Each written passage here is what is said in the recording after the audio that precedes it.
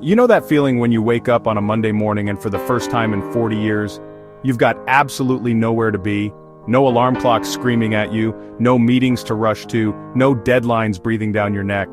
Sounds like paradise, right? Well, let me tell you about Frank, a guy who thought retirement would be the golden years everyone promised him. Instead, he found himself staring at four walls, wondering if this empty, purposeless existence was all that was left. Frank had been a construction foreman for 4 decades, strong hands, sharp mind, the kind of guy who could build anything from scratch. But at 67, after his farewell party and that shiny gold watch, he discovered something nobody warns you about: the silence. The endless, suffocating silence of having nothing meaningful to do. His wife Sarah watched him shuffle around the house in his slippers for 3 months, remote control in one hand, a growing sense of despair in his heart. "I feel invisible," he told her one evening, his voice cracking. "Like I just disappeared from the world." This is the nightmare that haunts millions of retirees. The crushing realization that your identity, your worth, your very sense of self was tied to a job that no longer exists. But here's where Frank's story takes an unexpected turn. One Tuesday morning, while taking his usual aimless walk through the neighborhood, he noticed old Mrs. Henderson struggling with her front porch steps. They were rotting, dangerous, a lawsuit waiting to happen. Without thinking, Frank knocked on her door. "Ma'am, I couldn't help but notice those steps. Mind if I take a look?"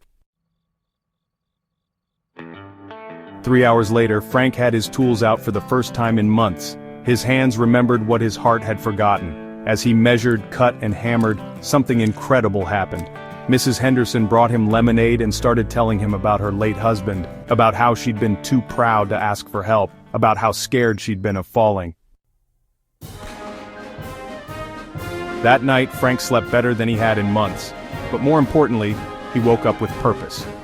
Word spread quickly through the neighborhood. Frank started what he called the Fix-It Brigade. Not for money, but for meaning. He recruited other retirees: Bob the electrician, Maria the seamstress, Jim the accountant, who became their organizer. Together, they began transforming their community one small project at a time. They fixed wheelchair ramps for veterans, built garden boxes for the elementary school, repaired playground equipment that the city couldn't afford to maintain. Frank discovered that retirement wasn't about what you stop doing, it's about what you choose to start doing. 6 months later, Frank stood in the town hall as the mayor presented their group with a community service award. But, the real moment came when 8-year-old Emma from the elementary school tugged on his sleeve and whispered, "Mr. Frank, thank you for fixing our swings. You're like a superhero, but with tools." Frank's eyes filled with tears, but these weren't tears of despair anymore. These were tears of purpose, of belonging, of discovering that your greatest contributions might come not when you're climbing the ladder, but when you're helping others climb theirs. Sarah watched from the audience, remembering the broken man who used to shuffle around their house. Now she saw someone alive, energized, needed. That night she asked him, "Do you miss your old job?" Frank smiled, his weathered hands still smelling of sawdust and possibility. "Sarah, I spent 40 years building houses. Now I'm building something bigger. I'm building hope." See, here's what Frank learned and what every retiree needs to hear.